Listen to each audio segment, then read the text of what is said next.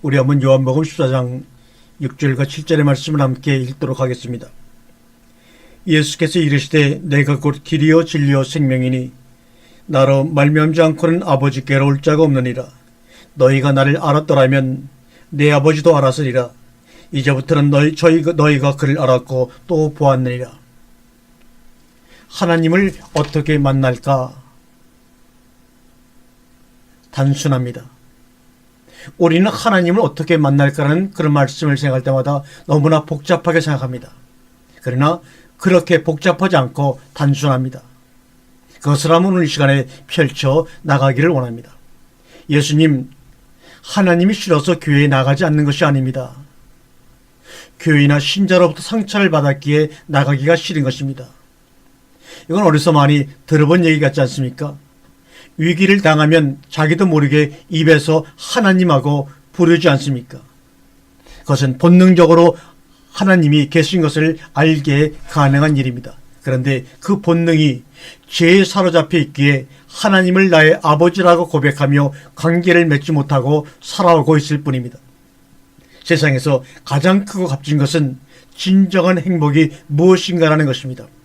행복이 얼마나 소중하며 어떤 희생을 치르더라도 지켜야 한다는 사실을 우리는 깨달아야 합니다. 행복하지 못한 인생은 빈 껍데기일 뿐입니다. 흙덩어리에 지나지 않습니다. 하나님은 계신 것 같은데 영상이 희미하고 소리가 찍찍거리고 하는 이유가 무엇입니까? 그런데 주파수만 제대로 맞추면 선명한 하나님 아버지가 보이고 하나님 아버지의 그 세미한 음성이라도 우리 귀에 명확하게 들리게 되는 것입니다. 그렇다면 하나님을 어떻게 만날까? 다시 말씀드리지만 단순합니다. 하나님 아버지를 만나보고 싶습니다. 알고 싶습니다 하면서 아버지, 사랑하는 아버지라고 부르면 됩니다. 이렇게 해도 못 알아들으면 그분은 하나님이 아니시죠. 그렇게 고백할 때 한 분이 우리에게 찾아오십니다. 그분은 예수 그리스도이십니다.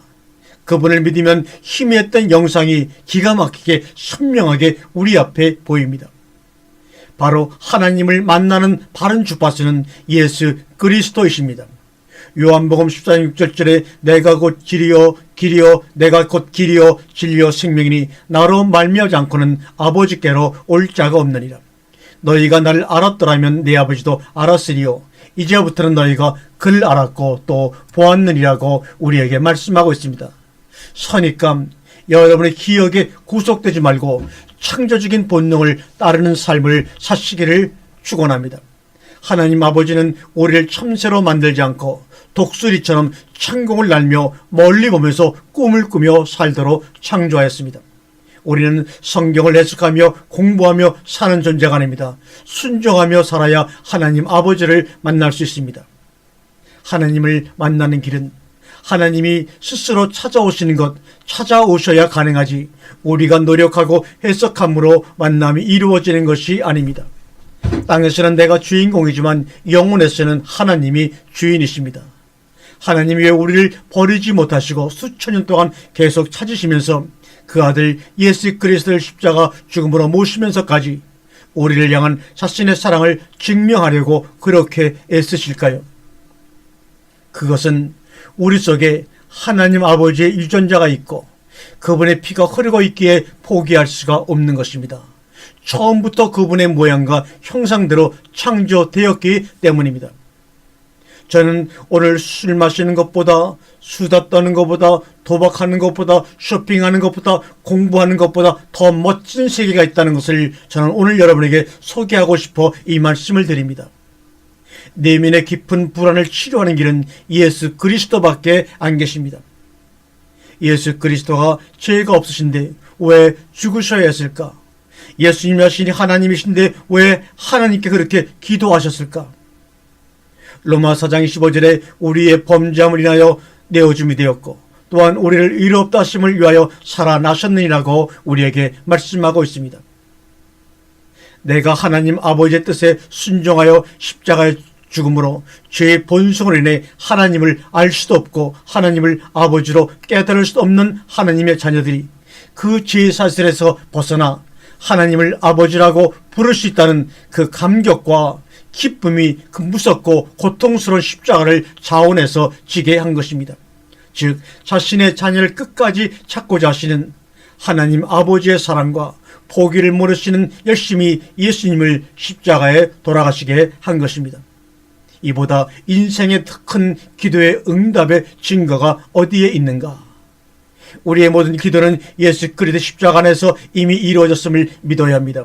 그 믿음이 있는 자만이 하나님을 사랑한 아버지라고 자신 있게 부를 수가 있을 것입니다. 그동안 우리는 나 때문에 나의 상처, 나의 분노, 나의 욕심, 나 때문에 주변을 힘들게 하고 죽이기도 했지만 이제 서로 용서하고 사랑하고 서로를 세우는 열정이 내서 깊은 영혼부터 타올라야 합니다. 그러기 위해 첫째로 겟세마네 동산에서 땀이 피가 되도록 흘리신 예수님처럼 기도의 열정이 절대적으로 필요한 시기입니다. 왜요? 흙으로 만든 내 몸은 내 마음대로 할 수 있는데 반해서 생각이라는 것은 자신의 머리로 하는 것인데도 불구하고 내 마음대로 되지 않습니다. 생각을 다스릴 수 있는 것은 깨달음도 의지도 아니고 명상도 아니고 마인드 컨트롤도 아닙니다. 생각은 우리의 영에 속한 영역이지 호르몬 신경계에 지배를 당하는 영역이 아닙니다.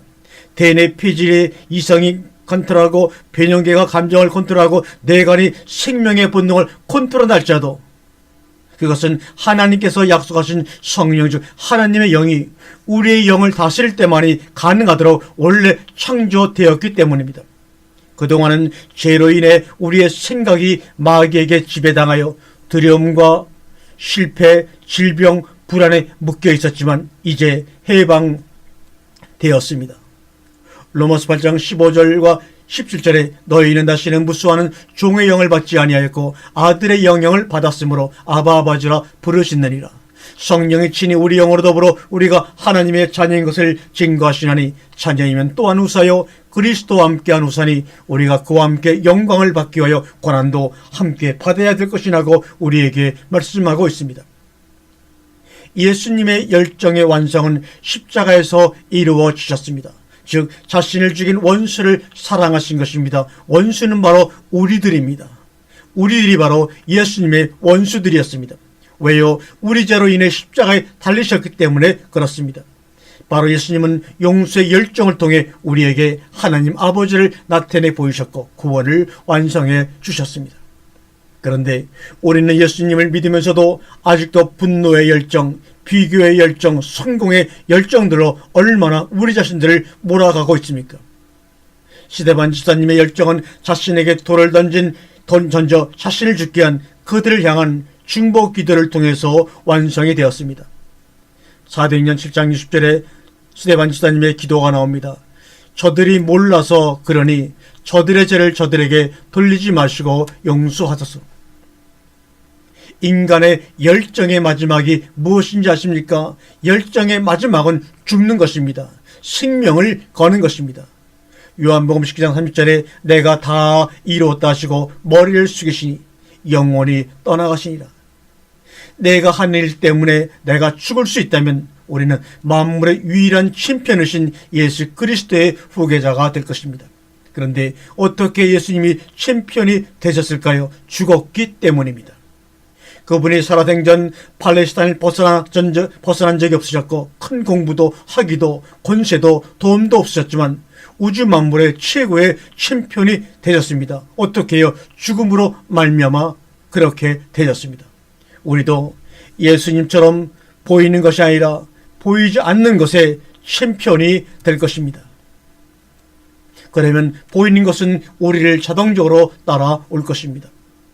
히브리서 11장은 믿음은 말하는 것들의 실상이요 보이지 않는 것의 증거니 모두가 다 예수님이 실패했다고 여겼으나 죽음을 이기시고 우리 눈에 부활의 영광으로 다시 살아나지 않으셨습니까? 아버지 하나님은 우리를 미움의 화신이 아니라 세상의 욕망의 화신이 아니라 사랑과 용서와 화해의 챔피언으로 우리를 만들어 가실 것입니다. 아멘. 오늘 우리가 이 시간 여러분이 예수 그리스도를 만나고 하나님을 아버지로 고백한다면 여러분의 혼탁하고 타락한 열정이 순수하고 아름다운 열정으로 분명히 변할 것입니다. 오늘 이 시간 나를 미치게 했고 지금 이 순간에도 그분을 위해서라면 나의 삶 전부를 바치게 하는 그분을 여러분에게 소개하면서 이 차려주신 밥상을 여러분에게 드려 먹게 하였습니다. 차려진 영의 밥상을 충분히 먹고 소화시킨 자마다 예수님을 만나고 하나님을 아버지라 부르는 땅의 챔피언이 아니라 영원한 하늘의 챔피언이 될 것입니다. 우리만 그렇게 되는 것이 아니라 우리에게 맡겨진 이웃에게 이 시간을 소개하여 함께 차려진 밥상을 먹음으로 같은 은혜와 영광을 맛볼 수 있도록 여러분들이 헌신해 주시기를 아버지 하나님은 오늘 우리에게 요청하고 있습니다. 여러분, 이 요청을 여러분은 받아들이셔야 합니다. 치유를 위한 특별한 밥상, 특별 보양식도 또 하나님 우리에게 준비해 주십니다. 시편 138편 13절 이하에 주께서 나의 가장 기쁜 곳을 지으셨으며 나의 어머니 뱃속에서 나를 만드셨습니다. 내가 주를 찬양합니다. 이는 내가 신기하고 놀랍게 만들어졌기 때문이라고 시편 기자는 고백하고 있습니다. 또한 시편 103편 3절 5절 9절 10절에는 주는 나의 모든 죄를 용서하시며 나의 모든 질병을 고쳐주십니다. 주는 좋은 것으로 나의 소원을 만족해 하여 주시니 내가 독수리처럼 새롭고 힘이 넘칩니다. 그분은 항상 꾸짖거나 따지지 않으시며 화를 오랫동안 뿜고 계시지 않습니다. 그분은 우리 죄값을 그대로 갚지 않으시며 우리가 저지른 잘못에 따라 처벌하지도 않습니다. 이것이 바로 우리가 만난 아버지 하나님의 마음이며 신격이십니다. 우리는 인격을 따라 살지만 하나님은 우리를 신격으로 대하여 주시는 것입니다. 인격과 신격은 격이 달라도 너무나 다릅니다. 하늘과 땅의 차이입니다. 입을 만드신 분이 말씀을 안 하실까요? 말씀하십니다. 귀를 만드신 분이 듣지 않으실까요? 들으십니다. 눈을 만드신 분이 보지 않으실까요? 분명 보십니다. 우리를 창조하신 분이 우리의 못 고칠 병이 있을까요? 없습니다.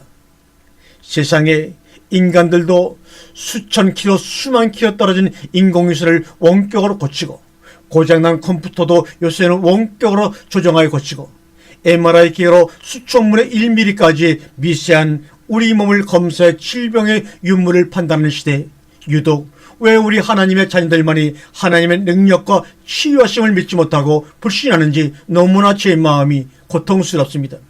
제가 이 정도라면 아버지의 마음은 어떠실까요? 우리의 영혼 속에 함께 거하시는 하나님이 왜 우리의 질병에 관심이 없다고 생각하십니까? 고칠 수 있다고 확신하지 못하십니까? 한 번에 한 사람, 난 결코 대중을 구원하려고 하지 않는다. 난 다만 한 개인을 바라볼 뿐이다. 난 한 번에 단지 한 사람만을 껴안을 수 있다. 한 번에 단지 한 사람만을 껴안을 수 있다. 단지 한 사람 한 사람 한 사람씩만. 따라서 당신도 시작하고 나도 시작하는 것이다. 난 한 사람을 붙잡는다. 만일 내가 그 사람을 붙잡지 않았다면 난 42,000명을 붙잡지 못했을 것이다. 당신에게도 마찬가지다. 단지 시작하는 것이다. 한 번에 한 사람씩. 마더 테레사의 유언이었습니다. 아멘.